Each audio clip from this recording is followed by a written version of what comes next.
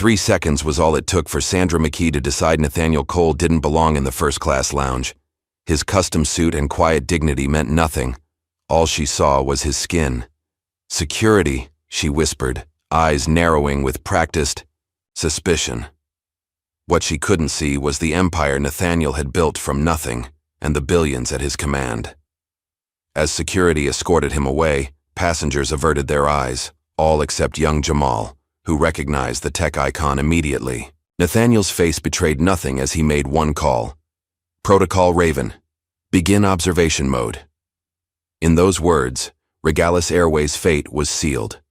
They thought they were removing an unwelcome passenger. Instead, they had ignited a war against a man who had spent his life preparing for this moment, when discrimination would finally meet its match in power, strategy, and unstoppable justice. Just before we get back to it, I'd love to know where you're watching from today. And if you're enjoying these stories, make sure you're subscribed, because tomorrow's special episode is one you definitely don't want to miss.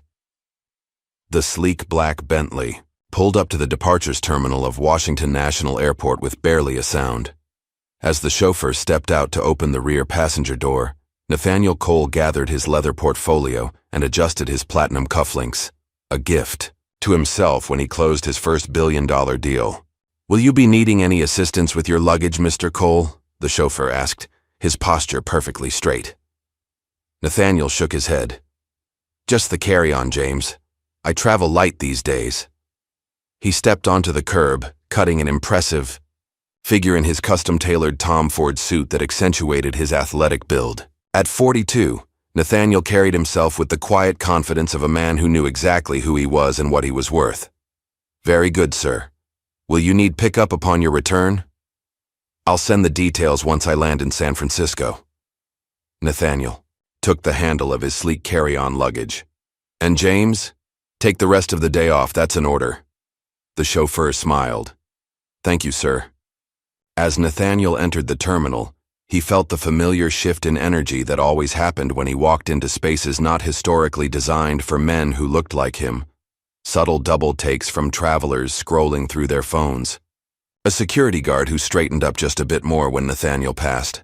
A white woman who clutched her purse slightly tighter. Nathaniel noticed it all but kept his expression neutral. These moments were so common, they had become white noise. In the symphony of his life, annoying but predictable, he'd learned long ago that reacting only gave others power over his peace.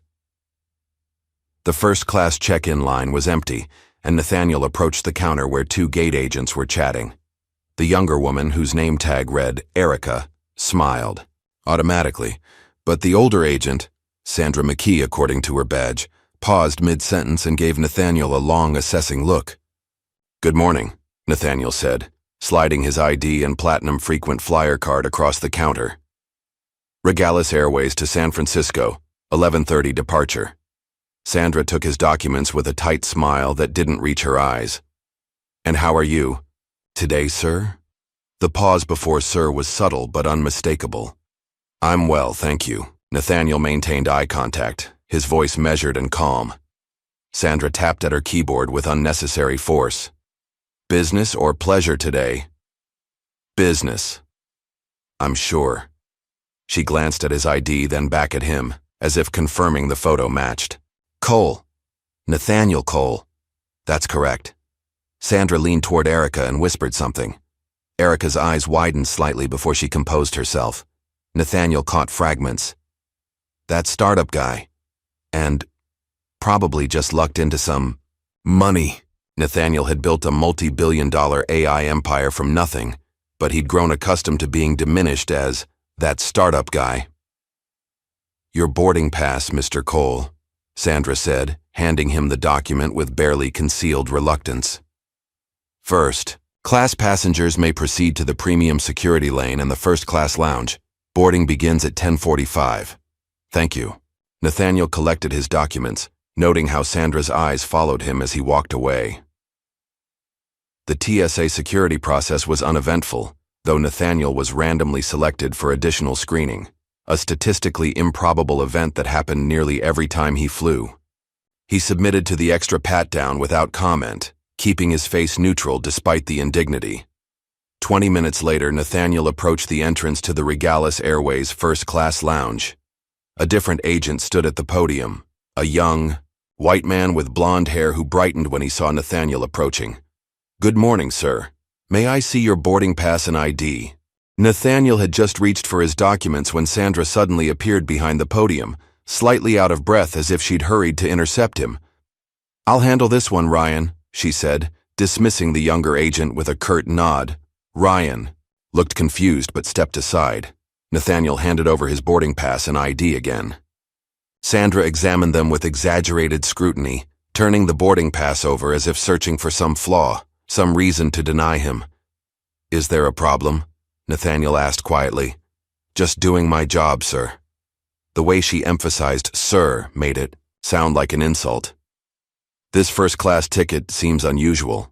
Nathaniel raised an eyebrow. "Unusual how?" "Well, these are very expensive seats." Sandra's eyes narrowed. "And we need to be sure that all passengers are in their proper place." Several travelers in the vicinity slowed their pace, sensing the tension. Nathaniel was acutely aware of the eyes on him, the silent judgment, the assumptions being made. "I assure you my ticket is valid," Nathaniel said, his voice still calm but with a new edge of steel beneath it. Sandra scanned his boarding pass, frowning at the computer screen. "This ticket, it's probably someone else's." She looked up at him. "Did you find this boarding pass, sir? Or maybe it was purchased for you by an employer?" The implication hung in the air, heavy and offensive. A few feet away, an older white man in a golf shirt and khakis snorted derisively. "Maybe he's lost," the man said loudly enough for everyone to hear. "Coach is that way." He pointed toward the main terminal. Sandra didn't correct the man or defend her passenger. Instead, she seemed emboldened by the comment, standing straighter. "I'm going to need additional verification," she said. "This doesn't seem right." Nathaniel carefully extracted his wallet and removed a black American Express Centurion card, the credit card so exclusive most people had only heard rumors of its existence. "Will this help verify my identity?" he asked, his voice perfectly level. Sandra's eyes widened slightly, but she recovered quickly. "Anyone could have that. I'm going to need to call security." She picked up a phone, turning her back to Nathaniel as she dialed. Nathaniel didn't protest. He'd been here before, too many times to count. Fighting would only escalate the situation, turning him into the angry black man narrative that would surely follow. Instead, he stepped to the side and waited, his posture perfect, his expression unreadable. Within minutes, a security supervisor appeared, a tall, broad-shouldered man with salt and pepper hair, moving with the economy of motion that suggested military training. His nameplate read Victor Grant. "What seems to be the problem here?" Grant asked, his voice gruff but professional. "This gentleman is attempting to access the first-class lounge with what I believe may be fraudulent documentation," Sandra said, emphasizing gentleman with the same disdainful tone she'd used for sir. Victor Grant turned to Nathaniel, his eyes registering, a brief flash of recognition before his professional mask returned. "Sir, may I see your ID and boarding pass?" Nathaniel handed them over without comment. Grant examined them carefully, then looked at Sandra. "Ms. McKee, everything appears to be in order," he said. "Mr. Cole's documentation is valid." Sandra's face tightened. "But he doesn't—" She caught herself. "I mean, it seemed suspicious. The system flagged nothing." Grant interrupted firmly. "I see no alerts on this passenger." "I want him removed from the lounge area," Sandra insisted. "Just to be safe. We can't be too careful these days." Grant hesitated, clearly uncomfortable with the situation but bound by protocol. "Sir, I apologize, but would you mind coming with me while we sort this out? It's just procedure." Nathaniel nodded once. "Of course." As Victor began to escort him away, Nathaniel noticed a young black man in a Regalis Airways intern uniform watching the scene with wide, horrified eyes. The young man's name tag read Jamal, and he was frantically typing something on his phone. Nathaniel followed Victor Grant toward the security office, maintaining his dignity with every step. Once they were out of earshot of the lounge, He removed his phone from his pocket and made a call. "This is Cole," he said quietly. "Protocol Raven. Full spectrum engagement. Begin observation mode." He ended the call and slipped the phone back into his pocket just as Victor Grant opened the door to the security office. "Mr. Cole, It's... All right, Mr. Grant," Nathaniel said. "I understand you're doing your job." Victor looked pained. "For what it's worth, sir, I recognize who you are. This shouldn't be happening." Nathaniel merely nodded. He'd been preparing for moments like this his entire life. This wasn't the first time, and sadly, it wouldn't be the last. But unlike the previous incidents, this time would have consequences. Meanwhile, in the terminal, young Jamal Barnes was texting frantically to his friend in the IT department. "Dude, they just messed with Nathaniel Cole. The Nathaniel Cole. The man basically invented half the systems running this airport. We are so screwed." The IT break room was typically quiet at this hour, but Derek Wells nearly spit out his coffee. When he read Jamal's text, he immediately called his friend. "Are you serious right now?" Derek demanded. "Nathaniel Cole? The founder of Cole Dynamics?" "Dead serious," Jamal hissed into his phone, ducking behind a column to avoid being seen by his supervisor. Sandra McKee and security just escorted him away like he was some kind of criminal, all because he was trying to enter the first-class lounge. "Do you realize who that man is?" Derek's voice rose in panic. "His AI systems run half the infrastructure in every major airport in America. Cole Dynamic security protocols are used. By the Pentagon, for God's sake." "I know exactly who he is," Jamal replied. "My senior project at Howard was based on his early algorithms. He's a legend, man. And they just treated him like he stole something." As Jamal and Derek processed the gravity of what they'd witnessed, their conversation echoed the story of a man whose name had become synonymous with innovation and excellence. A story that began in much humbler circumstances. 28 years earlier, 8-year-old Nathaniel sat alone on the steps of Greenwood Foster Home, clutching a worn notebook filled with numbers and diagrams beyond the comprehension of most adults. His social worker, Ms. Patterson, sat beside him, her hand gentle on his shoulder. "Your aunt's not coming today, Nathaniel," she said softly. "I'm so sorry." Nathaniel nodded, unsurprised. His aunt, his only living relative after his parents' death in a car accident 2 years prior, had made promises before. She rarely kept them. "It's okay," he said, continuing to scribble equations in his notebook. "I need to finish this anyway." Ms. Patterson peered at his work. "What are you working on?" "It's a system," he explained, his small face serious beyond his years. "To predict patterns. If you can predict patterns, you can prepare for what happens next." Ms. Patterson's heart broke a little. Of course, this brilliant child who had lost everything at 6 years old would be obsessed with predicting the future, with preventing the next disaster before it struck. "You're a special kid, Nathaniel," she said.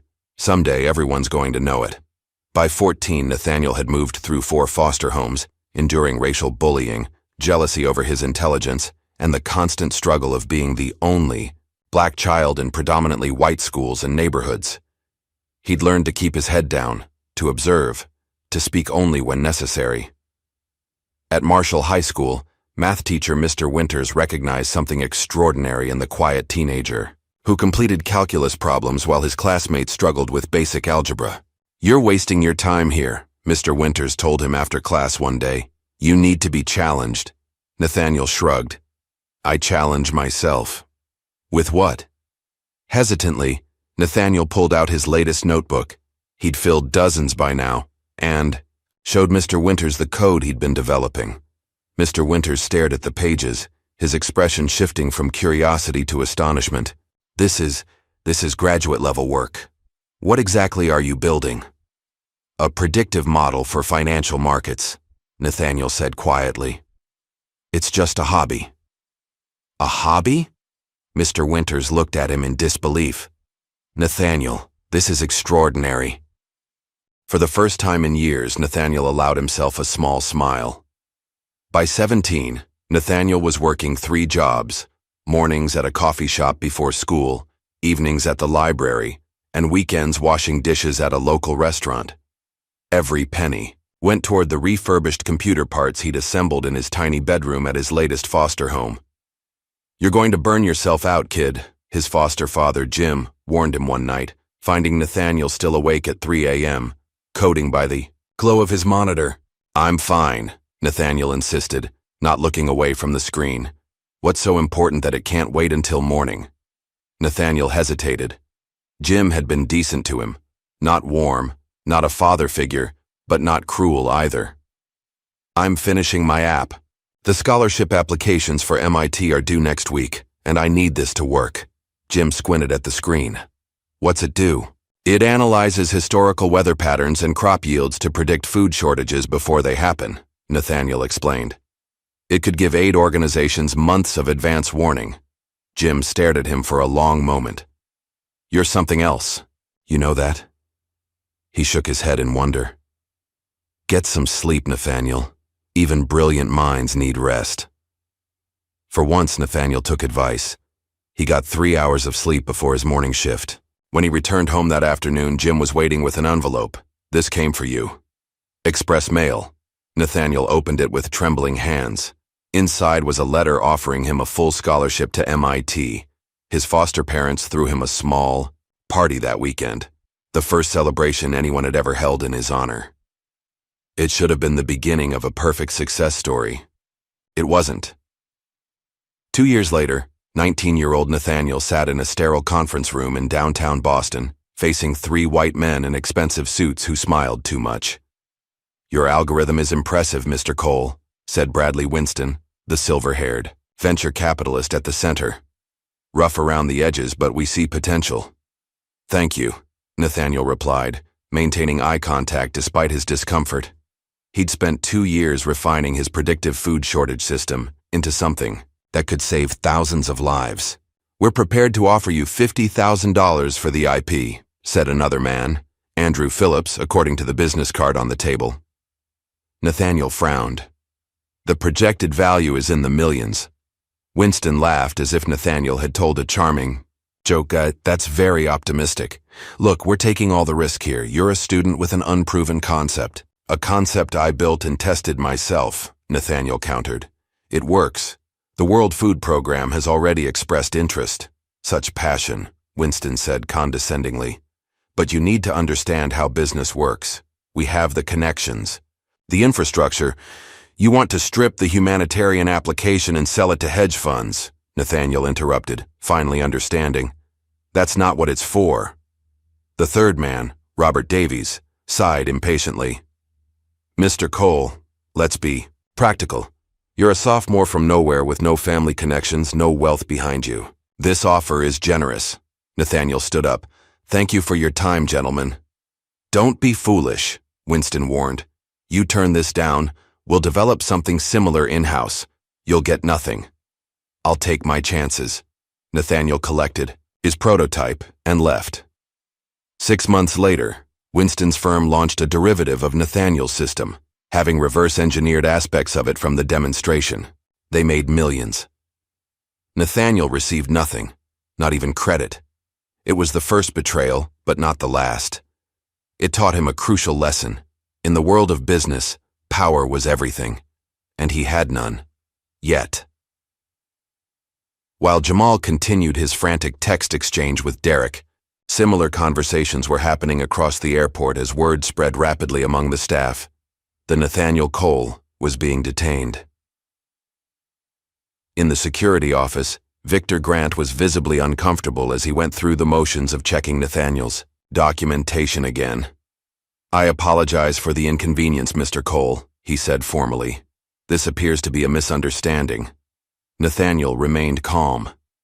"Is it, though?" Victor's eyes met his briefly before looking away. "Sir?" "A misunderstanding implies unintentional error," Nathaniel said. This felt quite intentional. Victor didn't respond immediately. After 20 years in airport security following his military service, he'd seen patterns emerge. He'd witnessed the random selections that weren't random at all. He'd observed the extra scrutiny applied to certain passengers, particularly successful-looking black men who dared to occupy first-class spaces. "I can't comment on that, sir," Victor finally said. You don't need to, Nathaniel replied. Your silence speaks volumes. Victor cleared his throat. You're free to go, Mr. Cole. I'll personally escort you back to the lounge. That won't be necessary. I believe my flight is boarding soon anyway. As Nathaniel left the security office, his phone buzzed with a message. It was from an unknown number. Mr. Cole, this is Jamal Barnes, Regalis intern. What happened to you? Was wrong. Many of us here respect you greatly. Nathaniel paused, considering. Then he typed back, Stay observant. Truth reveals itself to the patient. Outside the terminal, in a sleek black SUV with tinted windows, a woman watched the airport, entrance with laser focus. Leah Okoro had been head of global security for Cole Dynamics for 5 years, ever since Nathaniel had personally recruited her away from her senior position at the CIA. At 45, with her close-cropped hair and perpetually alert eyes, Leah carried herself with the quiet assurance of someone who had seen the worst of humanity and knew how to counter it. Her phone rang. Okoro, she answered crisply. It's me, came Nathaniel's voice. Protocol Raven is active. Understood. Assets in place? Moving into position now. I'm boarding shortly. Leah nodded, though Nathaniel couldn't see her.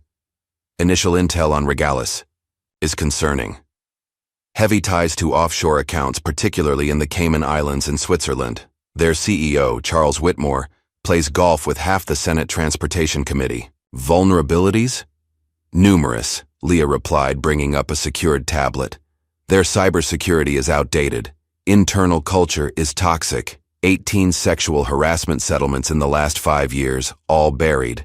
And their flight safety record is maintained through aggressive legal suppression of incidents. Perfect, Nathaniel said, his voice revealing nothing of what he was thinking. They're rotten from the inside. What's the play here, Nathaniel? Leah asked, dropping formality as she often did when they were strategizing. There was a pause before Nathaniel answered. They humiliated me because they thought I was powerless, because they saw my skin and made assumptions. This isn't about revenge, Leah. No, it's about accountability. It's about consequences. These systems persist because they're never challenged by someone with the resources to fight back. Leah smiled grimly. And you have resources. More than they can imagine. Nathaniel. Confirmed. Prepare full-spectrum engagement. I want every skeleton in every Regalis closet exposed. And Sandra McKee? Leah asked. Her too. No one is collateral damage in this. Everyone who participates in these systems makes a choice. Meanwhile, across town at the Regalis Airways corporate headquarters, CEO Charles Whitmore was enjoying a whiskey in his office after returning from a round of golf with Senator Thomas Green, chairman of the Senate Transportation Committee. Great news, Martin, he told his CFO, Martin Reynolds. The proposed safety regulations will be indefinitely delayed for further study. Martin raised his eyebrows. That saves us what, 30 million in upgrades? At least, Charles confirmed, swirling his drink. Tom's a good friend. He understands how business works. The intercom on his desk buzzed. Mr. Whitmore, there's a situation developing at National Airport involving a high-profile passenger. PR thinks you should be briefed. Charles sighed dramatically. Can't PR handle anything themselves these days? Fine, put them through. A nervous voice came on the line. Sir, a passenger named Nathaniel Cole was apparently denied access to our first-class lounge despite having valid documentation. It's already generating social media attention. Charles frowned. Nathaniel Cole. Why do I know that name? He's the founder and CEO of Cole Dynamics, the PR representative explained. The AI firm. Oh, right. The tech guy. African-American fellow? Yes, sir. Charles waved dismissively, though no one could see him. Standard response then. Regalis. Airways is committed to diversity and inclusion, blah, blah, blah. Isolated incident, not reflective of our values. You know the drill. Sir, I think this might require more attention. Mr. Cole is extremely influential and… Look, Charles interrupted. Just blame it on the employee and move on. We've handled these situations before. No one has the attention span for outrage. Anymore. It'll be forgotten by tomorrow. Yes, sir, the PR rep said dubiously. After hanging up, Charles turned to Martin. You see what I have to deal with? Everyone panics over nothing these days. Martin looked less certain. Cole Dynamics. Aren't they the ones who developed the new air traffic control AI system? Probably, Charles shrugged. They're all the same, these tech companies. Too much money, too little real-world experience. Don't worry about it. Back at the airport, Erica approached Sandra in the staff break room, her expression troubled. Sandra, what happened with that passenger was wrong, she said quietly. Sandra looked up from her coffee, eyes narrowing. Excuse me? That man had every right to be in the lounge. His documentation was valid. You know it was. I was following protocol, Sandra said defensively. He seemed suspicious. How? Erica challenged. Because he was black? He was better dressed than half the passengers in first class. Sandra's face hardened. Men like that always play the victim, always looking for special treatment. He wasn't asking for special treatment, Erica argued. He was asking for the same treatment anyone else would get. You're too young to understand, Sandra dismissed her. I've been doing this job for 20 years. I know trouble when I see it. Erica stared at her in disbelief. That's exactly the problem, isn't it? You see trouble when there isn't any. She turned to leave, then paused. You know who that was, right? Nathaniel Cole. His company is worth billions. For the first time, a flicker of uncertainty crossed Sandra's face. The name means nothing to me. Maybe it should, Erica replied, because I guarantee it means something to our executives. As Nathaniel's flight prepared for boarding, he received another message from Leah. Phase 1 ready. On your command. Nathaniel looked out the window at the Regalis Airways plane waiting on the tarmac, its corporate logo gleaming in the morning sun. Then he typed back a simple response. Begin. Then we expose them piece by piece. As Nathaniel Cole's flight touched down in San Francisco, his phone buzzed with notifications. The incident at Washington National had already made its way online, with shaky cell phone footage showing his interaction with Sandra McKee and his subsequent escort away from the first-class lounge. This is what happens when you chalk your fly while black, read one trending post, accompanied by the video. Another showed a side-by-side comparison of Sandra McKee's smiling professional headshot next to a still image of her confronting Nathaniel. By the time he stepped into his waiting car, major news outlets had picked up the story. Breaking news. Today, announced a CNN anchor, her expression grave. Tech billionaire and AI pioneer Nathaniel Cole was allegedly denied access to a first-class airport lounge despite having valid documentation. Regalis Airways is facing accusations of racial profiling following the incident, which was captured on video by multiple witnesses. Nathaniel watched the coverage impassively as his driver navigated through San Francisco traffic. His phone rang. Leah. Okoro. The news cycle has it, she informed him. Social media response is divided but trending in your favor. Regalis PR team is scrambling. And our other initiatives? Proceeding as planned. First digital insertion complete. We're monitoring systems now. Nathaniel nodded, though Leah couldn't see him. Good. Keep me updated. Within hours, Regalis Airways released an official statement, plastered across their social media accounts and sent to major news outlets. Regalis Airways is deeply committed to diversity, equity, and inclusion at all levels of our operation. The incident involving Mr. Cole appears to be an isolated case of a rogue employee not following our established protocols. We are investigating the matter fully and will take appropriate action. We extend our sincere apologies to Mr. Cole and all our valued customers. At Regalis headquarters, Charles Whitmore scanned the statement with disinterest before tossing the tablet aside. There. Problem solved, he declared to his crisis management team assembled in his office. Now can we, please focus on actual business? Teresa Williams, Regalis's chief communications officer, pressed her lips together in concern. Sir, I don't think this will be sufficient. The optics are extremely bad, and Mr. Cole is highly influential in tech circles. Charles rolled his eyes. It's a PR hiccup, Teresa, not the end of the world. Blame the employee, make vague promises about doing better, and move on. That's how these things work. Sir, Teresa tried again, I think we should reach out to Mr. Cole directly. Offer a personal apology, perhaps some form of— For what? Charles interrupted, his voice rising. For a momentary inconvenience? He still made his flight, didn't he? Besides, this isn't the first time we've dealt with passengers who claim discrimination. They usually settle quietly once legal dangles the right amount in front of them. Teresa exchanged concerned glances with Martin Reynolds, the CFO, who had remained silent throughout the meeting. Martin cleared his throat. Perhaps we should at least consider— Meeting adjourned, Charles announced, standing abruptly. I have a charity dinner to attend. Handle this however you need to, but keep it contained and inexpensive. As the executives filed out, Teresa hung back. Martin, I'm worried. This feels different. Martin nodded slightly. I know, but you know Charles. Once his mind is made up. He trailed off, glancing at his phone as it vibrated with an incoming call.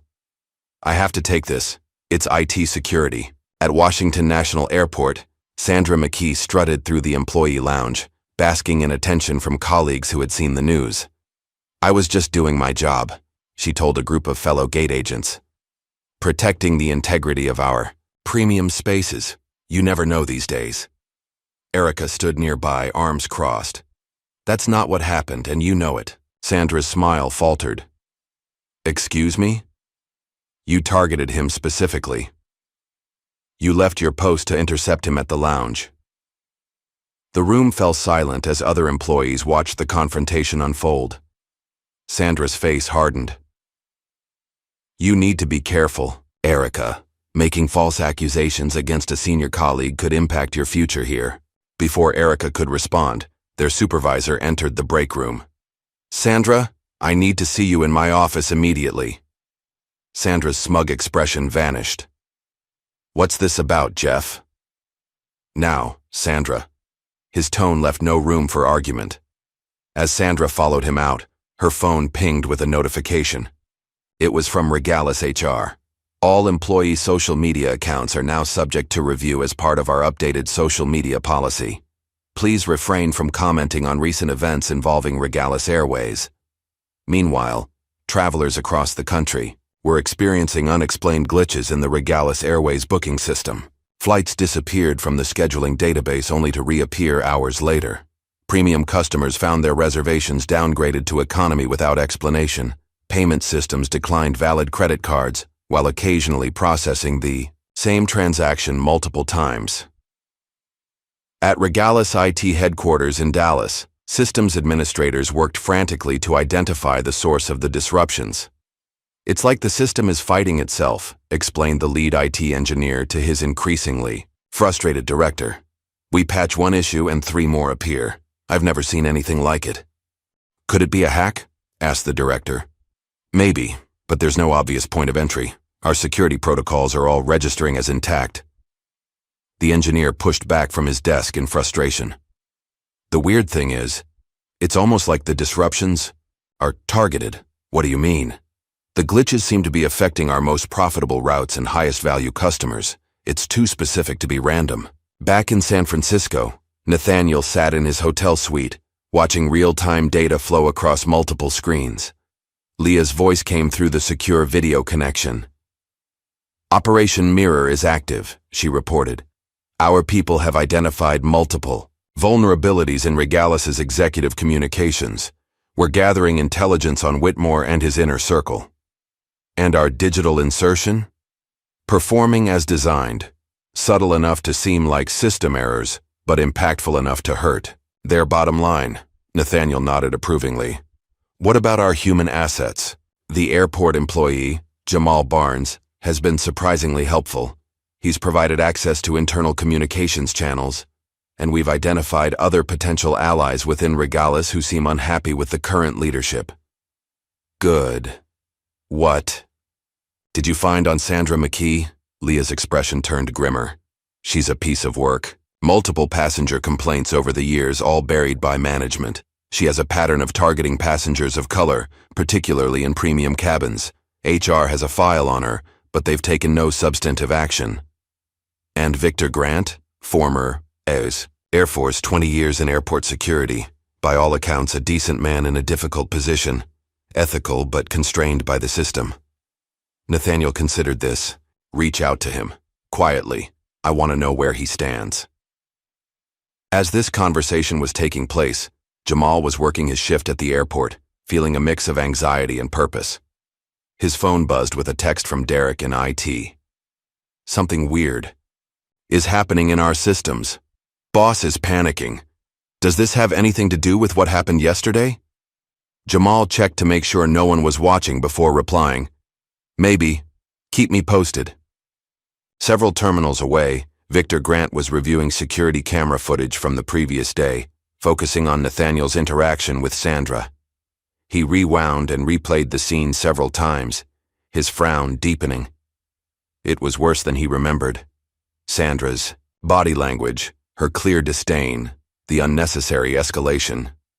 His office phone rang. "Grant," he answered. "Mr. Grant," came a smooth, professional female voice. "My name is Leah Okoro, head of global security for Cole Dynamics. Do you have a moment to speak privately?" Victor stiffened. "How did you get this number?" "That's not important right now. What matters is that we have a mutual acquaintance in Nathaniel Cole." Victor glanced around his empty office, then lowered his voice. "What is this about, Ms. Okoro?" "It's about justice, Mr. Grant, and choices. Mr. Cole was impressed by your professionalism yesterday, despite the difficult position you were placed in. I was just doing my job." "Yes, but the question is, whose job were you really doing? Following protocol or enabling discrimination?" Victor's jaw tightened. "That's unfair. I followed procedure." "Perhaps, but you knew it was wrong. I can hear it in your voice even now." After a long silence, Victor spoke again. "What does Mr. Cole want from me?" "Nothing you're not willing to give. Just truth, when the time comes."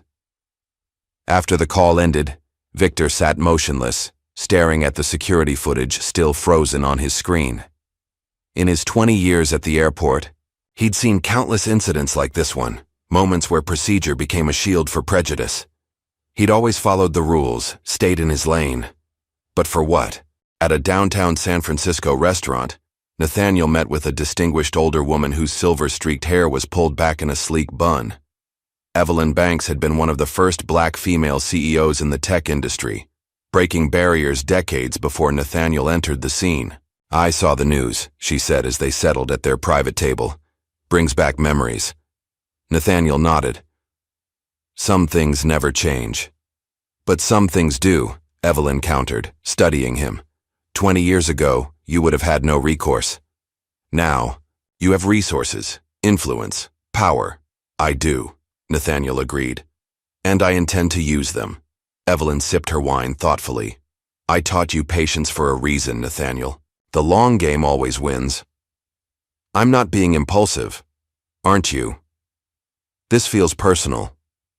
"It is personal," Nathaniel acknowledged. "But it's also bigger than me. Regalis Airways has systematically enabled discrimination while pretending to value diversity. They're rotten to the core, financially, ethically, operationally. And you're going to be what? Judge, jury, and executioner?" Nathaniel's expression remained calm. "No, I'm just going to create transparency. What happens after that is up to the market, the regulators, and the public." Evelyn studied him for a long moment.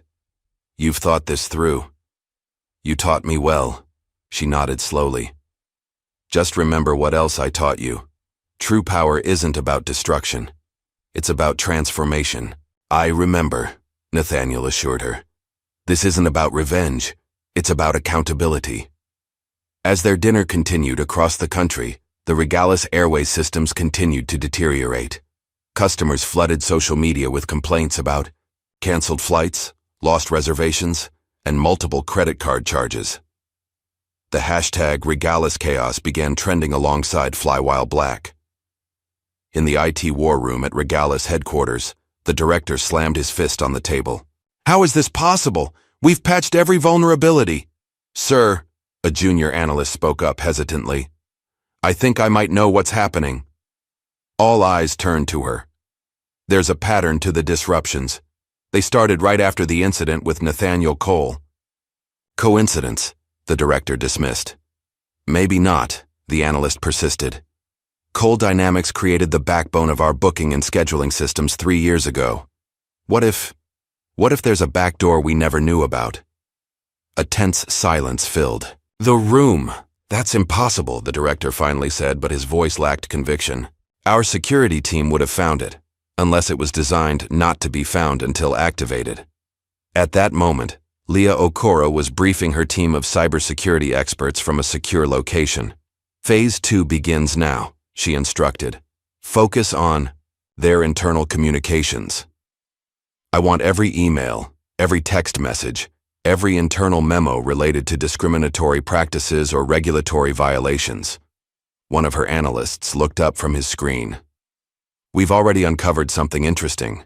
Charles Whitmore has a separate email server for communications he wants kept off the official system.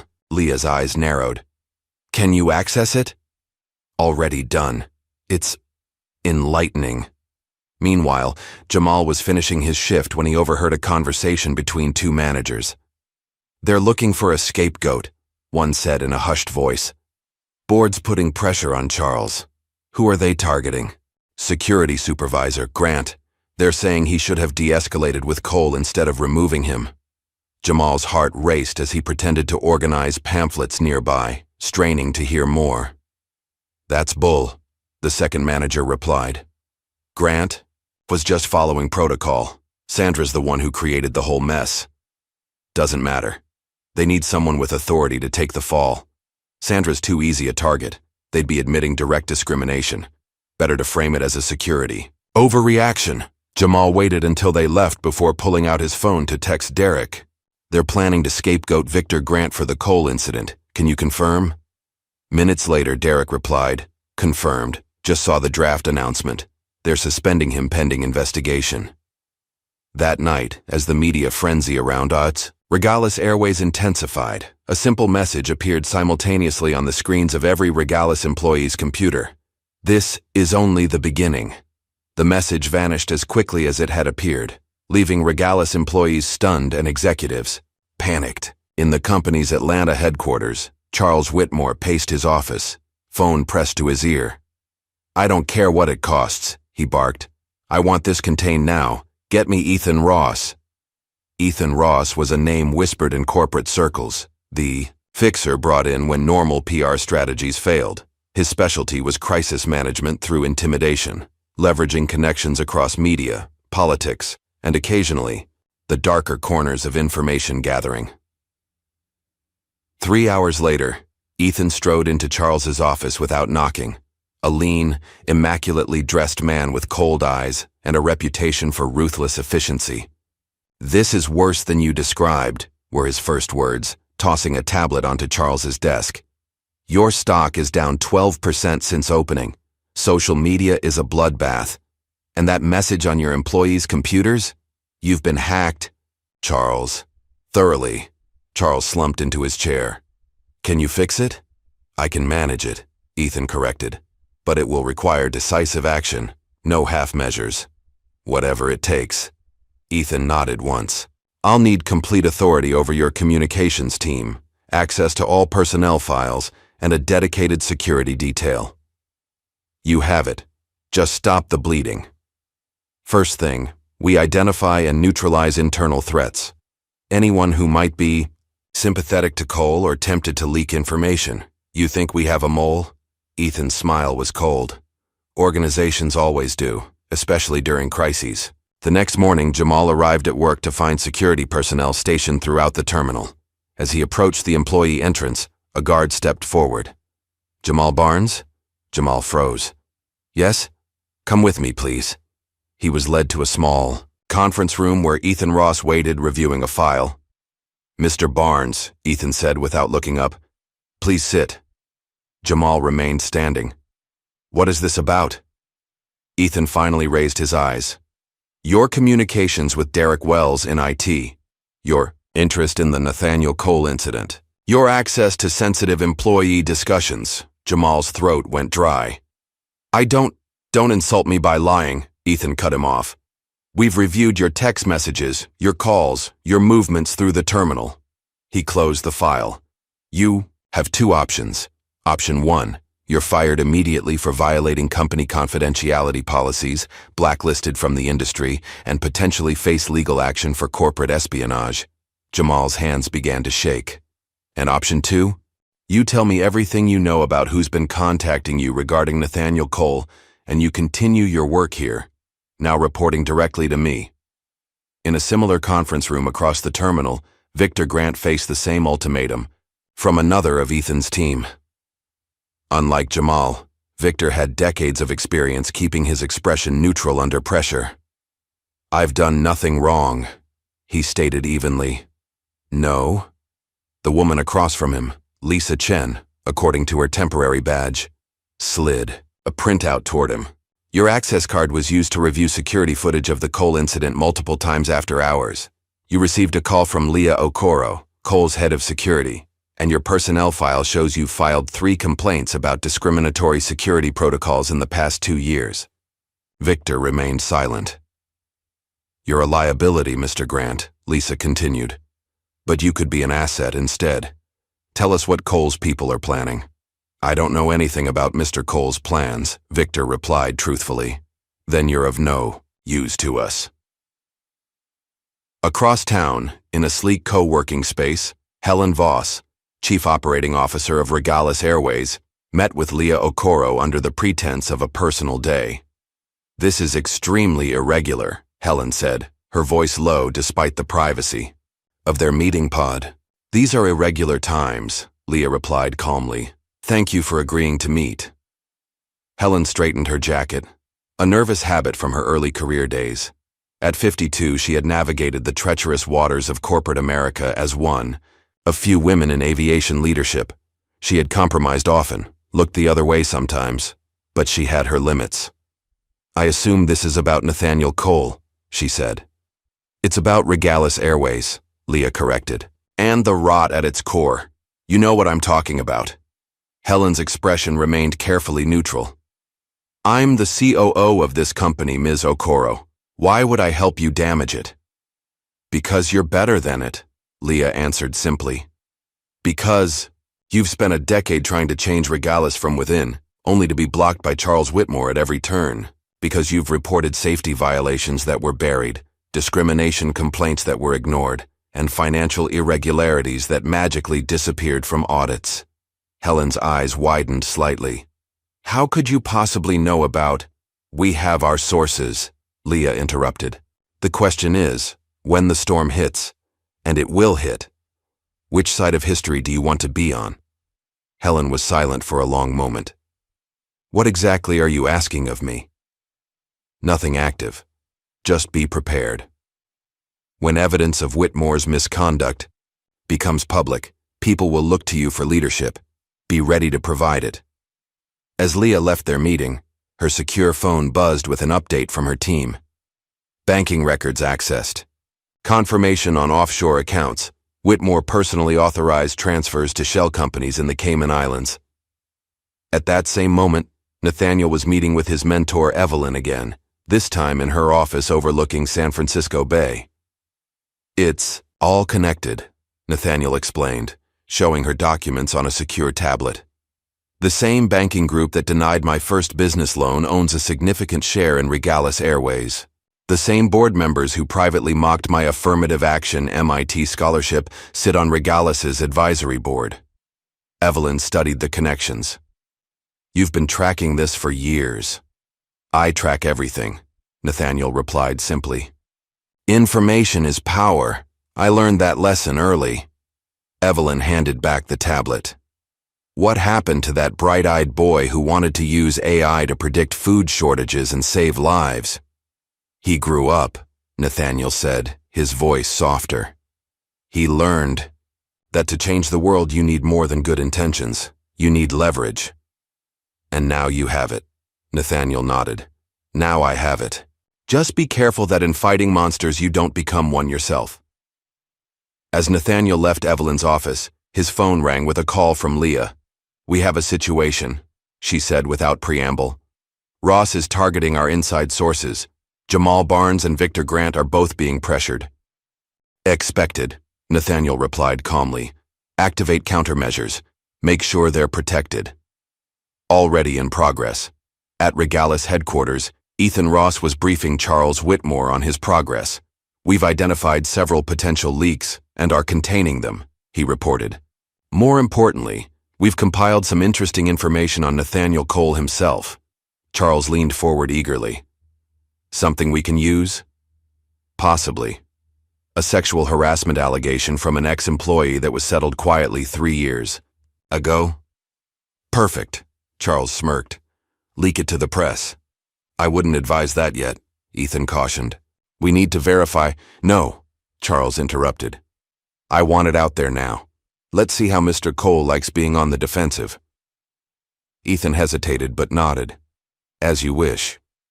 Within hours, a thinly sourced story appeared on a fringe news site. Tech. Billionaire Nathaniel Cole accused of sexual misconduct. The story barely had time to circulate before Leah's team intercepted it. What happened next shocked even the most seasoned media watchers. The news site suddenly published a retraction and an apology, along with leaked emails showing that Ethan Ross had paid for the false story. Simultaneously, legitimate news outlets received documented evidence of Charles Whitmore's offshore accounts, complete with transaction records and dates. CNN breaking news. Regalis Airways. CEO under investigation for financial irregularities. MSNBC. Whistleblowers reveal culture of discrimination at Regalis Airways. Wall Street Journal. SEC launches probe into Regalis Airways, following leaked documents. Charles stared at the television in his office in horror as the stories broke, one after another. His phone rang. It was the board chairman. "What the hell is happening, Charles?" the chairman demanded. "It's Cole," Charles sputtered. "He's orchestrating this somehow."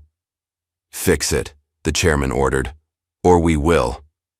Just as Charles hung up, his computer screen flickered, and a video call connected automatically. Nathaniel Cole's face appeared, calm and composed. "Hello, Charles." Charles nearly jumped out of his chair. "How did you get on my secure line?" "There's nothing secure about Regalis Systems," Nathaniel replied evenly. "Not anymore. What do you want? Money? An apology?" Nathaniel almost smiled. "I have more money than you'll ever have, Charles, and your apology would be meaningless." "Then what?" "Justice. Accountability. Change." Nathaniel leaned closer to the camera. "You're not just fighting me, Charles. You're fighting the future." The call ended abruptly. Charles lunged for his phone to call Ethan, but the screen showed only one message. "We're not shutting down a flight, we're shutting down an empire." The elegant glass conference room at Cole Dynamics headquarters in San Francisco buzzed with quiet precision as Nathaniel's legal team assembled. Through floor-to-ceiling windows, the Golden Gate Bridge stood partially shrouded in morning fog, a fitting metaphor for the veiled battle about to unfold. "The formal letter of complaint has been delivered to Regalis Airways," said Rebecca Lawson, Nathaniel's chief legal counsel. Her tailored Navy suit and no-nonsense demeanor reflected her reputation as one of the most feared litigators in corporate America. "We've accused them of racial discrimination, hostile customer environment, and violation of federal transportation equality statutes." Nathaniel nodded, his fingers steepled beneath his chin. "And their response?" "Their legal team is scrambling," Rebecca replied with the ghost of a smile. "They've requested a 48-hour extension to formulate their official response." "Granted," Nathaniel said. "The letter is merely a distraction anyway." Rebecca exchanged glances with Leah Okoro, who stood by the window, her posture military straight. "Phase 2 is progressing exactly as planned," Leah reported. "I've assembled a team of 20 specialists, cybersecurity experts, former journalists, financial investigators. We're preparing for coordinated exposure on multiple fronts." Nathaniel rose from his chair and approached the smart wall where dozens of data points connected in a complex web. Regalis Airways' corporate structure, leadership lines, financial holdings, and hidden connections. Their empire is built on sand, he observed, hollowed out by greed, held together by intimidation and political connections. The SEC is already quietly investigating based on the initial information we've provided, Rebecca added. But they're moving cautiously due to Whitmore's political connections. Politics, Nathaniel's voice carried a rare note of disdain. The II, last refuge of the corrupt, he turned to face his team. This isn't just about one incident or one airline. This is about systems, systems designed to exclude, to protect the powerful, to maintain hierarchies. Sandra McKee isn't the disease. She's a symptom. Speaking of Sandra, Leah interjected, our investigation has uncovered 12 previous formal complaints against her for discriminatory treatment of passengers, all buried by Regalis HR. Nathaniel wasn't surprised. And the young gate agent? Erica? She's being pressured to remain silent, Leah confirmed. Ethan Ross has been circulating implied threats about her future employability if she speaks out. A muscle tightened in Nathaniel's jaw, a rare display of visible emotion. Ensure, she's protected. Same for Jamal and Victor Grant. As his team dispersed to execute their assignments, Nathaniel's phone buzzed with a text from Evelyn Banks. Whitmore is mobilizing his political allies. Senator Gardner called me asking questions about you. Be careful. Across the country at ICU, Regalis Airways headquarters, the board of directors had convened an emergency meeting. The atmosphere was tense, with raised voices echoing down the corridor outside the boardroom. This is spiraling out of control, argued William Freeman, one of the senior board members. We need to settle with Cole immediately, issue a public apology and move on. Absolutely not, Charles Whitmore countered, his face flushed with anger. We show weakness now, and we'll have every discrimination lawyer in America at our throats. This is a shakedown, pure and simple. Helen Voss studied the board members' faces, noting who seemed troubled by the situation versus those blindly loyal to Charles. As COO, she'd spent years watching Charles prioritize profits over people, but he'd always been careful to maintain plausible deniability. Now, with the company under scrutiny, fault lines were emerging. The stock has dropped 18% in 3 days, noted the CFO, Martin Reynolds. Institutional investors are getting nervous. We need to contain this. And we will, Charles insisted. Ethan Ross has managed worse situations than this. Cole might have money and tech, but we have connections in Washington that he can't touch. Helen finally spoke up. And if the allegations about financial irregularities prove true? What then, Charles? A heavy silence fell over the room as Charles fixed her with an icy stare. Those allegations are fabricated, as you well know, Helen. I'm surprised you'd even suggest otherwise. Helen held his gaze. I'm merely considering all scenarios as any responsible executive should. The tension was broken by Charles's assistant entering with an urgent note. As he read it, the color drained from his face. What is it? Asked William. Cole Dynamics just released a cryptic statement on social media, Charles said, his voice tight. Sometimes giants must fall, and it's already got over 50,000 shares. Meanwhile, Jamal Barnes sat in his small apartment staring at his laptop screen. After his confrontation with Ethan Ross, he'd called in sick, claiming food poisoning. He knew his job was effectively over. The question was what to do next. His phone rang with an unknown number. Hello? He answered cautiously. Jamal Barnes? A woman's voice responded. This is Leah Okoro from Cole Dynamics. We need to talk. Jamal's heart raced. How did you get my number?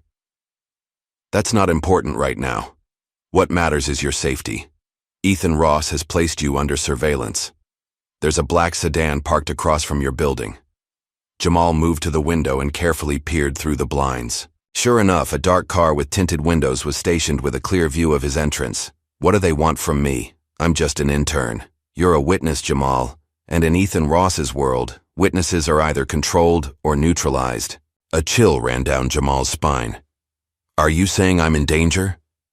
I'm saying you have a choice to make, Leah replied. Stay silent and hope Ross loses interest or stand up and help us expose the truth. Either way, we'll ensure your protection. Across town, Victor Grant was clearing out his desk. After refusing to cooperate with Ethan Ross, he'd been placed on administrative leave pending investigation, a corporate euphemism for, "You're finished." As he placed his service awards in a cardboard box, his secure personal phone, not his company device, vibrated with a text. "Your car is waiting in the east parking lot. Black Tesla. Drive is trustworthy." Victor hesitated only briefly before grabbing his box and heading for the exit. 20 minutes later, he was being ushered into a private meeting room at an unmarked office building. Nathaniel Cole rose to greet him, extending his hand. "Mr. Grant, thank you for coming." Victor shook his hand firmly. "Not like I had much choice. My career is likely over." "Or just beginning," Nathaniel countered, gesturing for him to sit. "It depends on your perspective. What exactly do you want from me?" "The truth, Mr. Grant. Nothing more." Victor studied the man across from him, poised, measured, radiating quiet power. "I've seen the rot at Regalis for years," he admitted. "Not just with passengers, employee discrimination, security protocols that target specific groups, harassment complaints that disappear." Nathaniel nodded. "We've uncovered much the same. But first-hand testimony from someone of your position would be powerful." "You're asking me to be a whistleblower. I'm asking you to be the man I suspect you already are," Nathaniel replied. "One who believes in doing what's right, even when it's difficult." Back at his temporary command center, Ethan Ross was reviewing files on potential pressure points against Nathaniel Cole. "Sir," one of his assistants interrupted, "we've found something interesting in Cole's past." Ross looked up. "What is it?" When he was starting out, his first company was effectively stolen from him by venture capitalists at Winston Financial Group. And? The principal partner there, Bradley Winston, sits on Regulus's advisory board. He's also the one who connected Charles with several major political donors. Ross's eyes narrowed. "So this isn't just about the airport incident. It's personal for Cole." "Appears so, sir. Find everything you can on that first company and what exactly happened. We need leverage." As Ross's team dug deeper, Leah Okoro's investigation was progressing on a far more damning front. In a secure digital vault, she compiled evidence of Regalis's darkest secrets: flight maintenance records falsified to avoid, costly repairs, harassment settlements with non-disclosure agreements, and most damning of all, documentation of private charter flights linked to human trafficking operations. "This goes beyond corporate misconduct," she told Nathaniel during their encrypted video conference. "There are connections to cartel money laundering through their subsidiary charter company." Nathaniel's expression remained composed, but his eyes hardened. "Do we have definitive proof?" "Enough to launch federal investigations. Flight logs, banking transfers, passenger manifests that don't match official records." "Proceed with extreme caution," Nathaniel instructed. "When we move, we need to be surgical. Innocent employees caught in the crossfire must be protected." That evening, as Sandra McKee arrived home, she was startled to find paparazzi waiting at the end of her driveway. Cameras flashed as she quickly pulled into her garage. Inside, her phone was flooded with notifications, social media mentions, voicemails, text messages from coworkers. One caught her eye. A message from a former colleague with a link to a viral video. The video showed compiled security footage of Sandra's interactions with various passengers over the past year, the pattern of discriminatory treatment unmistakable when viewed in sequence, her selective enforcement, her different tone with different passengers based solely on appearance, the unnecessary escalations. "Who leaked this?" she whispered to herself, panic rising. She immediately called Charles Whitmore's office, but was directed to Ethan Ross instead. "This is a violation of my privacy," she demanded when Ross answered. "The company needs to defend me." "Ms. McKee," Ross replied coolly, "the company is dealing with a crisis that extends far beyond your personal situation. I suggest you lay low and refrain from making public statements. But I was following implied policy. Everyone knows we're supposed to be extra vigilant with certain passengers in premium cabins. That came from leadership. I advise you not to make such accusations, Ms. McKee. They could be construed as defamatory." As Sandra realized she was being isolated as a scapegoat, Nathaniel sat alone in his hotel suite, reviewing footage from his own past, his childhood, his struggles, the early betrayals in his career. The memories weren't pleasant, but they had shaped him, forged him into who he was today. His phone buzzed with a message from Leah. Assets acquired, ready for full-spectrum takedown. Nathaniel walked to the window, looking out at the city lights below. "Let the empire crumble," he whispered. The first signs that something was catastrophically wrong at Regalis Airways came at 4:13 a.m. Eastern Time when their global booking system crashed completely. Emergency IT teams were called in, only to discover that backup systems were failing to activate. By 6 a.m., as the first wave of morning flights should have been departing, chaos engulfed every Regalis terminal across the country. Check-in kiosks displayed error messages. Gate agents couldn't access passenger manifests. Security lines stretched for hours as TSA was forced to implement manual checks without electronic verification. Charles Whitmore was awakened by a barrage of phone calls from increasingly panicked executives. "What do you mean? Total system failure?" he demanded of his CTO. "That's impossible. We have redundancies." "All compromised," the CTO explained, his voice strained. "It's like someone knew exactly where our vulnerabilities were and hit them simultaneously." By mid-morning, major news networks were broadcasting live from airports nationwide, showing stranded passengers and overwhelmed staff. The Regalis stock price went into free fall as trading algorithms responded to the unfolding disaster. But the system failure was just the beginning. At precisely 9 a.m., a coordinated release of information began across multiple platforms. An investigative journalist from the Washington Post published a detailed exposé on decades of corruption inside Regalis Airways, complete with internal documents and testimony from anonymous sources. Simultaneously, a whistleblower report appeared on the SEC's public disclosure portal, outlining specific instances of financial fraud, accompanied by transaction records and board meeting minutes where safety concerns were deliberately suppressed. CNN breaking news cut into regular programming. This just in, multiple sources are reporting that Regalis Airways CEO Charles Whitmore maintained a secret set of books for investors while providing falsified safety records to federal regulators. The FBI has confirmed they are reviewing the allegations. In his office, surrounded by crisis managers and attorneys, Charles watched the coverage in stunned silence. "This isn't just a hack," said Martin Reynolds, the CFO. "This is coordinated warfare." "Where's Ethan Ross?" Charles demanded. "He's supposed to be handling this." "He's trying to contain the media fallout," Martin explained, "but it's like fighting a tsunami with a bucket." Charles's phone rang. It was Senator Gardner. "Turn on Fox News," the senator snapped without preamble. Charles fumbled for the remote as an aide brought up the channel.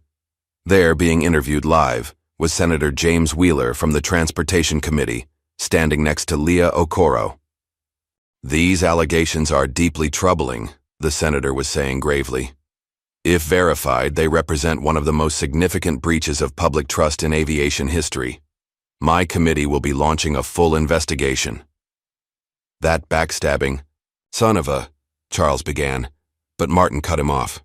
"Charles, the board chairman is calling an emergency session. They want you there in 30 minutes. As Charles fought for his corporate life, Victor Grant was giving a live interview to a different network, his military bearing and straightforward demeanor lending credibility to his account. "I witnessed systemic discrimination that was not just tolerated but effectively encouraged," he explained calmly. "When I filed reports, they disappeared into administrative black holes. The incident with Mr. Cole was just the visible tip of a very large iceberg." Across town, Jamal had also gone public, his youthful earnestness and clear moral outrage making him an instant social media hero.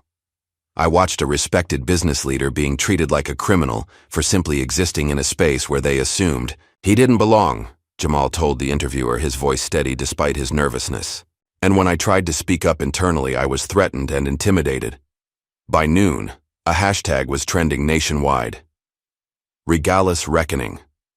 In the executive wing at Regalis headquarters, Sandra McKee was being officially terminated, escorted from the building by security while photographers captured the moment from across the street. "This is unfair," she protested as she was let out. "I was following implied policy. Everyone knew certain passengers were to be scrutinized more closely in premium cabins."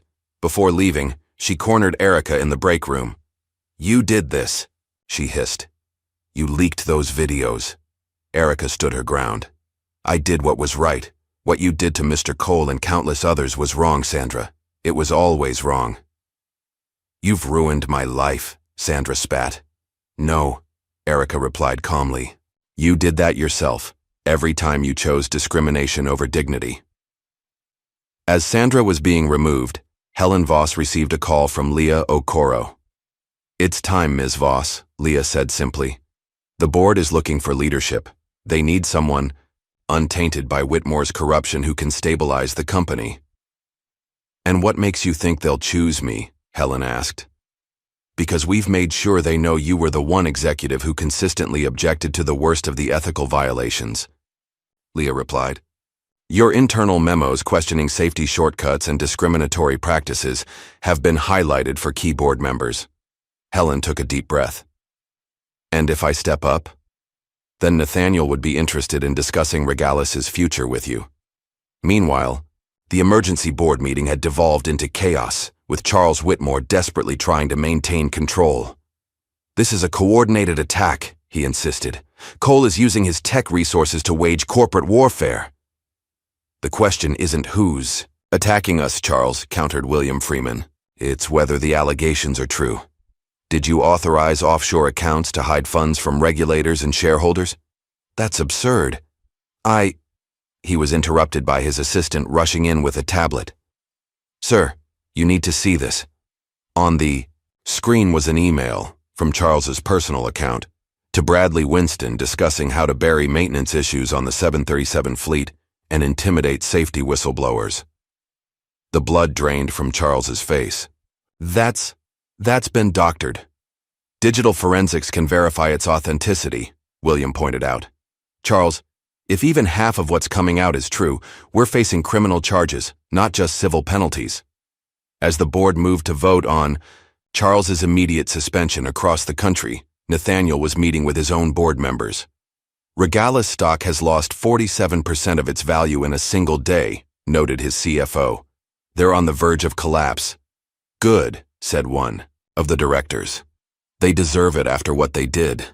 "No company deserves to fail if it employs thousands of innocent people," Nathaniel corrected. "Regalis Airways employs over 28,000 workers nationwide. Most had nothing to do with its corrupt leadership or discriminatory practices." "What are you suggesting?" asked the CFO. Nathaniel smiled slightly. "I believe Regalis may soon be available at a very attractive price." That evening, as federal agents began seizing documents from Regalis offices nationwide, Nathaniel held a private call with a select group of minority shareholders from Regalis, those who had been increasingly concerned about Whitmore's leadership even before the current crisis. "Gentlemen, ladies," he began, "I believe we have a mutual interest in salvaging what can be saved from Regalis Airways." "Mr. Cole," said one investor cautiously, "given recent events, some might consider your interest in Regalis to be vindictive." "Oh no. The contrary," Nathaniel replied smoothly. "I see opportunity where others see only disaster. Regalis has a strong route network, valuable airport slots, and thousands of skilled employees. What it lacks is ethical leadership and modern governance." "You're talking about an acquisition?" another investor asked. "I'm talking about transformation," Nathaniel corrected. "At the current stock price, Cole Dynamics could acquire controlling interest for approximately 30% of Regalis's value just 1 week ago." "That's predatory," objected one investor. "That's business," countered another, "and frankly it might be the only option to prevent complete collapse." Nathaniel let them debate among themselves for a moment before continuing. "My offer is simple. Cole Dynamics will purchase controlling interest at a 50% premium over the current stock price. Still a bargain, but better than where you'll be if the company continues its free fall. And what would prevent you from simply dismantling the company for parts? A legally binding commitment to maintain current employment levels for at least 2 years, and to invest in modernization of both systems and corporate culture. As the investors considered his proposal, Erica was meeting with Leah Okoro at a quiet coffee shop. Ms. McKee has filed a wrongful termination lawsuit, Leah informed her. She's claiming she was following unwritten company policy regarding passenger profiling. Erica sighed. Will I need to testify? Most likely. But we've compiled evidence from 12 other incidents involving Ms. McKee. You won't be standing alone. What happens now? Erica asked. To Regalis, I mean. We're hearing rumors the company might not survive. That depends, Leah said carefully, on decisions being made right now. But I can tell you this. Nathaniel Cole isn't interested in destroying lives, just in accountability and change. Erica nodded slowly. That's why I risked my job to speak up. Some things matter more than a paycheck. Later that night, as Charles Whitmore was being escorted from Regalis headquarters, suspended pending investigation, he received an unexpected video call request from Nathaniel Cole. Against his lawyer's advice, he accepted. Come to gloat? Charles asked bitterly. No, Nathaniel replied calmly. To offer perspective. Today feels like the end for you. It isn't. It's the beginning of accountability. You've destroyed everything I built. You destroyed it yourself, Charles. I merely exposed the truth. Charles leaned closer to the camera. This isn't over. Actually, it is, Nathaniel countered. But not for the 28,000 people who work for Regalis. They deserve better leadership. What are you saying? I'm saying that tomorrow, I'll be meeting with your board to discuss Cole Dynamics acquiring controlling interest in Regalis Airways. A new chapter is beginning. As Charles stared in shock, Nathaniel ended the call. Outside his office window, the lights of San Francisco sparkled against the night sky. His phone buzzed with a message from Leah. Federal agents just served a warrant at Whitmore's residence. It's happening. Nathaniel nodded to himself. Let the empire crumble, he whispered again. But this time, he added, so we can build something better in its place. Charles Whitmore's private jet touched down at San Francisco International Airport under a sky heavy with rain clouds. The weather matched his mood, dark, turbulent, threatening. 3 days had passed since his suspension as CEO of Regalis Airways, and in that time, the company's stock had continued its freefall. His personal reputation had been shredded across media outlets, and the SEC had frozen several of his personal accounts pending investigation. This meeting with Nathaniel Cole hadn't been his idea. The Regalis board, desperate to stop the bleeding, had practically begged him to attempt a personal negotiation with the man who had brought their company to its knees. Charles had agreed, not out of loyalty to Regalis, but because he needed to look cooperative to mitigate his legal jeopardy. His driver navigated through the city to Cole Dynamics headquarters, a sleek modern tower of glass and sustainable materials. That seemed to capture light even on this gloomy day. Unlike the Baroque ostentation of Regalis's Atlanta headquarters, Cole's building was elegant in its simplicity, its power understated. Wait here, Charles instructed his driver as they pulled up to the entrance. This shouldn't take long. The security guard at the reception desk looked up as Charles approached. Mr. Whitmore, please have a seat. Someone will be with you shortly. Charles checked his watch. He was precisely on time for the 10 a.m. meeting that had been arranged. He sat stiffly on one of the minimalist lobby chairs, refusing the offered coffee. At 10:45, Charles approached the desk again. Excuse me, I had a 10-hour meeting with Nathaniel Cole. Yes, sir. Mr. Cole is aware you're here. Please continue to wait. Charles's face flushed with anger, but he returned to his seat. By 11:30, he was pacing the lobby. By noon, his forced composure had completely eroded. This is unacceptable, he snapped at the receptionist. I'm a CEO, not some salesman waiting for a pitch meeting.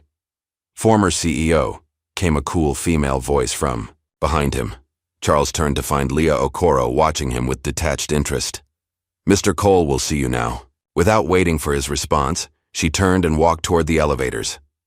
Charles hurried to catch up, his wounded pride temporarily forgotten. Is this how Cole conducts business? He demanded, as they rode up to the executive floor. Keeping people waiting for hours? Leah regarded him with a look that made Charles feel transparent. Mr. Cole's time is extremely valuable. Yours, increasingly less so. The elevator doors opened directly into Nathaniel's office, a spacious room with panoramic views of the bay. Nathaniel stood with his back to the door, looking out at the city below. Mr. Cole, Charles began, forcing confidence into his voice. I appreciate you taking the time to meet. I think we can resolve this situation to everyone's benefit. Nathaniel turned slowly. Please, sit down, Charles. Something in his tone, the casual use of his first name, the complete lack of deference, made Charles's hackles rise, but he complied, taking a seat across from Nathaniel's desk. Let's cut to the chase, Charles said, leaning forward. You've made your point. You've hurt our stock, damaged our reputation. You've got your revenge for that unfortunate incident at the airport. Now let's talk about moving forward. Nathaniel observed him silently for a moment. Do you believe that's what this is about? Revenge for an unfortunate incident? What else would it be? Charles countered with a dismissive wave. Look, these things happen. Our employee was overzealous. We've fired her. I'm personally apologizing to you now. What more do you want? Accountability, Nathaniel replied simply. For patterns, not incidents. For systems, not individuals. Charles scoffed. Don't give me that social justice nonsense. We both know this is business. You're using this situation for leverage. Fine. Name your price. My price, Nathaniel repeated, as if testing the concept. He pressed a button on his desk, and a holographic display activated between them, showing Regalis Airways' corporate structure, with highlighted sections indicating areas of corruption, fraud, and misconduct. Let me tell you what my investigation has uncovered, Charles. 6 years of falsified maintenance records, 12 sexual harassment cases buried through aggressive NDAs, discriminatory hiring practices systematically concealed from federal regulators. Money laundering through your charter subsidiary. Shall I continue? Charles's face had gone pale. Those allegations are fully documented, Nathaniel interrupted, expanding a section of the display to show emails, financial records, and internal memos, many bearing Charles's signature or direct approvals. Every single one. Those are private company records. You hacked us. That's corporate espionage, Charles sputtered. Interesting that your concern is how we obtained evidence of your crimes, not the crimes themselves, Nathaniel observed. What do you want? Charles demanded, his bluster gone. I want Regalis Airways, Nathaniel stated simply. Cole Dynamics will acquire controlling interest at $20 per share. Charles barked out a bitter laugh. That's less than a third of its value from just last week. It's twice what it's trading for right now, Nathaniel countered calmly, and significantly more than it will be worth after the federal indictments come down. Charles studied the man across from him, searching for a weakness, an angle, some way to regain the upper hand. Finding none, he tried a different approach. And if I help facilitate this acquisition, what's in it for me personally? The possibility of avoiding federal prison, Nathaniel replied. I have enough evidence to ensure you spend the next decade in a cell, Charles. Cooperate fully with the transition. Sign a complete confession of your role in Regalis's illegal activities, and I'll ensure that confession emphasizes your assistance in exposing corporate wrongdoing. You expect me to confess? To destroy myself? Charles was incredulous.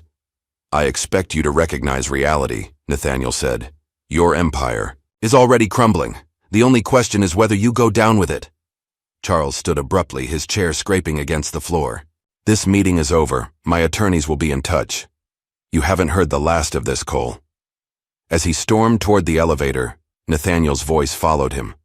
Actually, I have a car waiting to take you to your next meeting with the FBI field office downtown. They're quite interested in discussing those offshore accounts in the Cayman Islands. Charles froze, turning slowly. You wouldn't dare. Nathaniel met his gaze evenly. I already have. The elevator doors opened to reveal 2 serious-looking men in suits. Charles Whitmore, FBI. We'd like you to come with us to answer some questions. As Charles was escorted out, Leah entered from a side door. That went exactly as predicted. Of course it did, Nathaniel replied. Men like Charles always believe they're the smartest person in the room, right up until the moment they realize they've lost everything. Speaking of losing everything, Leah said, checking her secure tablet. Our sources say Charles has been planning a counter-move. He instructed Ethan Ross to fabricate a scandal about you, something involving financial improprieties with minority contractors. Nathaniel's expression didn't change. And we intercepted it before they could place the story. In fact, we've reversed it. The financial documents they fabricated have been traced back to their source, Ross's own laptop. The FBI now has evidence of their attempted fraud. Perfect, Nathaniel nodded. What about the board? Helen Voss has been quietly building support among the members. With Charles now being questioned by federal authorities, I expect they'll vote on our offer within 24 hours. Across town, in a much less glamorous setting, Jamal Barnes was being escorted into a private meeting room at Cole Dynamics Recruitment Center. He'd received a mysterious invitation the previous day, with no explanation beyond an opportunity to discuss your future. When the door opened, Nathaniel Cole walked in, causing Jamal to jump to his feet. Mr. Cole, I didn't know I'd be meeting with you personally. Please sit down, Jamal, Nathaniel said with a warm smile that transformed his usually serious demeanor. And call me Nathaniel. Still stunned, Jamal sat back down. I don't understand why I'm here. You're here because you showed integrity. When it mattered, Nathaniel explained, taking a seat across from him. Because you recognized injustice and weren't afraid to stand against it, even at personal risk. Anyone would have done the same, Jamal said modestly. No, Nathaniel shook his head. They wouldn't. Most people look away. Most people stay silent. You didn't. He slid a folder across the table. Inside was an offer letter for a position at Cole Dynamics, a management training program with a salary that made Jamal's eyes widen. I don't have the experience for something like this, Jamal stammered. Experience can be gained, Nathaniel replied. Character has to be built over a lifetime. You've already demonstrated the character we value at Cole Dynamics, as... Jamal struggled to find words. Nathaniel continued. We rise not just for ourselves, Jamal, but so others don't have to start where we did. Someone took a chance on me when I was younger than you are now. It's time to pay that forward. At Regalis headquarters, Erica found herself unexpectedly summoned to meet with Helen Voss. She'd never directly interacted with the COO before, and felt nervous as she was ushered into Helen's office. Erica, thank you for coming, Helen greeted her warmly. Please have a seat. Am I in trouble? Erica asked hesitantly. Helen smiled. Quite the opposite. I wanted to personally thank you for your courage in speaking out about what happened with Sandra McKee and Mr. Cole. I just did what felt right, Erica said. And that's precisely why I wanted to talk to you, Helen replied. Regalis is about to undergo significant changes. I've been asked to help build a new corporate ethics division, one with actual authority to address discrimination and misconduct. I'd like you to be part of that team. Erica's eyes widened. Me? But I'm just a gate agent. You're someone who recognizes right from wrong and has the courage to act on it, Helen corrected her. That's exactly who we need right now. As these conversations were taking place, Sandra McKee sat in her attorney's office, reviewing the wrongful termination lawsuit they were preparing to file against Regalis Airways. We'll argue that you were following unwritten but understood company policies, her lawyer explained. That you were made a scapegoat to protect executives who established these discriminatory practices. Sandra nodded vigorously. Exactly. I was just doing what was expected. They can't pin this all on me. Her attorney looked uncomfortable. There's just one problem. Regalis's legal team has sent over some documentation in advance of our filing. Video compilations, passenger complaints, performance reviews where you were warned about similar behavior. Those are taken out of context, Sandra protested. Perhaps. But they're also preparing a countersuit for damages, claiming your actions have cost the company millions in lost business and reputation damage. Sandra's face fell. They can't do that. I was a loyal employee for 15 years. They can. And based on what I'm seeing, they might win, her attorney said grimly.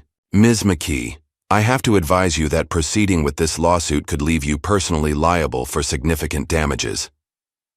Meanwhile, the Regalis Board of Directors had convened to vote on Coal Dynamics' acquisition offer.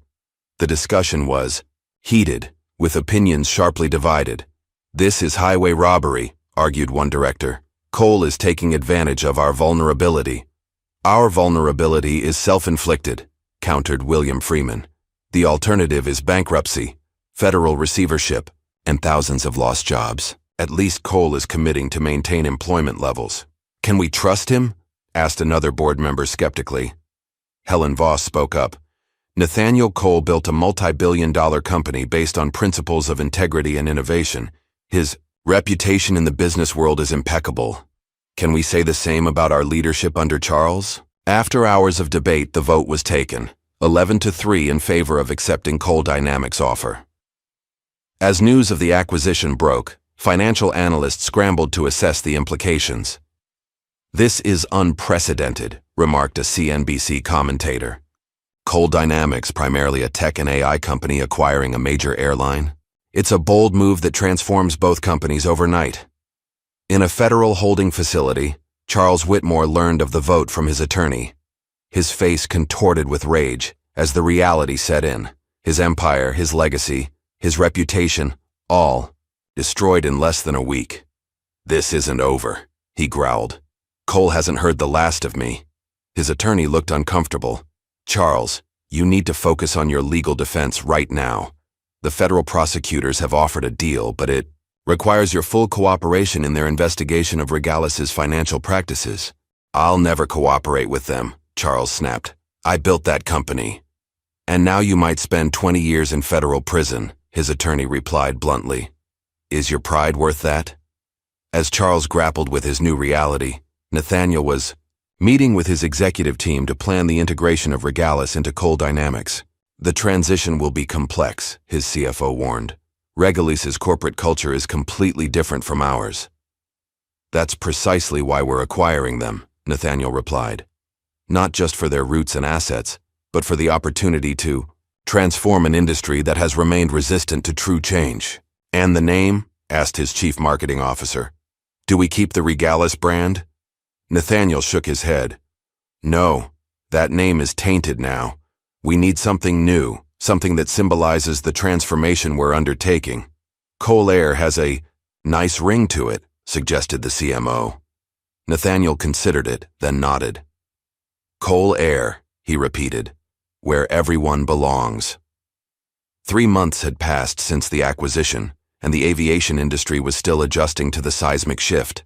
The former Regalis Airways, now rebranded as Coal Air, had undergone a remarkable transformation that extended far beyond its name and logo. On a bright spring morning, thousands gathered for the official launch of Coal Air at Washington National Airport, the very place where Nathaniel Coal had been humiliated months earlier. A temporary stage had been set up on the tarmac, with the first official Coal airplane as a backdrop, its sleek design featuring a new logo that incorporated elements of both companies. News crews jostled for position as Nathaniel stepped up to the podium, looking perfectly at ease in the spotlight despite his usual preference for privacy. Today marks not just the beginning of a new airline, he began, his voice carrying across the assembled crowd, but a new vision for what air travel can and should be. Coal Air is founded on a simple principle, that every passenger, every employee, every person deserves to be treated with dignity and respect. Where everyone belongs isn't just our slogan, it's our promise. Applause rippled through the audience as Nathaniel outlined the company's initial policies: mandatory diversity and inclusion training for all staff, anonymous reporting systems for passengers and employees, partnerships with education initiatives in underserved communities, and perhaps most surprisingly, a program offering free flights to students who couldn't otherwise afford to visit prospective colleges. We believe that mobility, physical, economic, social, is a right, not a privilege, Nathaniel continued. And we're building an airline that reflects that belief in every aspect of its operation. Seated in the front row, Jamal Barnes watched, with barely contained emotion. 6 months ago, he had been an undervalued intern witnessing discrimination firsthand.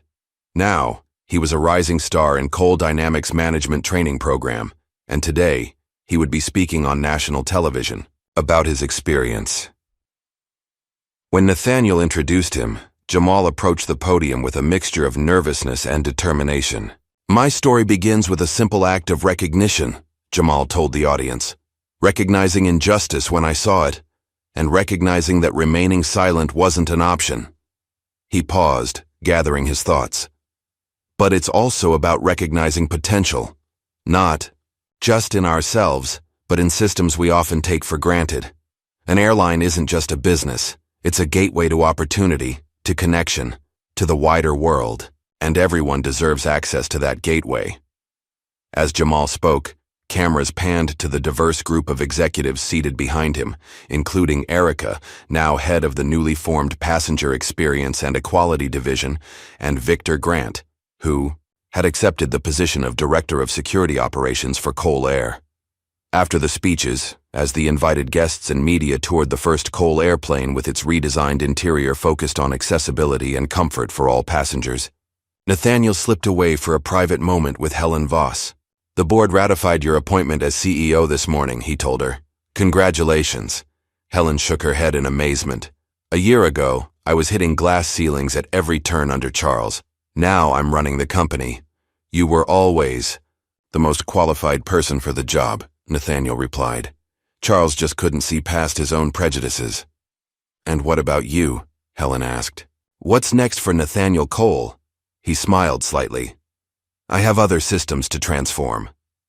Meanwhile, in a federal courtroom across town, Charles Whitmore was accepting a plea deal, 15 years reduced to 7 in exchange for testimony against other executives involved in Regalis's financial crimes. His attorney had convinced him that fighting the charges would only result in a longer sentence given the mountain of evidence. As he was led from the courtroom, a reporter called out, "Mr. Whitmore, do you have any comment on today's launch of Coal Air?" Charles turned, his face tight with suppressed rage, but said nothing as marshals escorted him away. That evening, as media outlets ran stories about Coal Air's launch and Charles Whitmore's plea deal, Leah Okoro was promoted to Chief Operating Officer of Coal Dynamics in a small private ceremony. "Your loyalty and brilliance deserve recognition," Nathaniel told her as he presented her with a symbolic key to the executive floor. "You saw this through from the beginning." "We both did," Leah replied with a rare smile. "Justice doesn't always come swiftly, but it does come." 2 weeks later, Nathaniel's private jet touched down in his childhood neighborhood in Chicago's South Side. The area had changed over the decades, but the challenges remained: underinvestment, limited opportunities, systemic barriers to advancement. As he walked the streets of his youth, memories flooded back. The foster homes, the racial bullying, the constant struggle to be seen as more than his circumstances. He paused outside his old elementary school, now somewhat dilapidated from years of budget cuts. The school principal, Dr. Angela Williams, greeted him at the entrance. "Mr. Cole, thank you for coming personally. The children are so excited to meet you." "The pleasure is mine," Nathaniel assured her. "Is everything prepared for the announcement?" "Yes, though I still can't quite believe it's happening." Inside the school gymnasium, hundreds of students gathered, buzzing with excitement at the special assembly. When Nathaniel took the stage, a hush fell over the room. "I stood where you're sitting now, many years ago," he began softly, "dreaming of a future that seemed impossible from these chairs.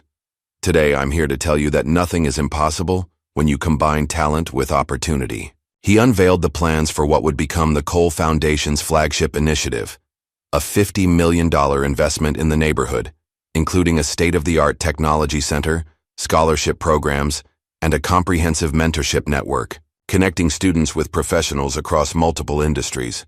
"This isn't charity," Nathaniel emphasized. "This is investment in you, in your potential, in our shared future." As the children and teachers erupted in applause, Nathaniel felt a rare moment of pure, unfiltered emotion. This was why he had built Coal Dynamics, why he had taken on Regalis Airways. Not for power or revenge, but for transformation, to create change that would outlast him. Later that evening, as his plane prepared for departure, Nathaniel found himself thinking about a moment from his childhood.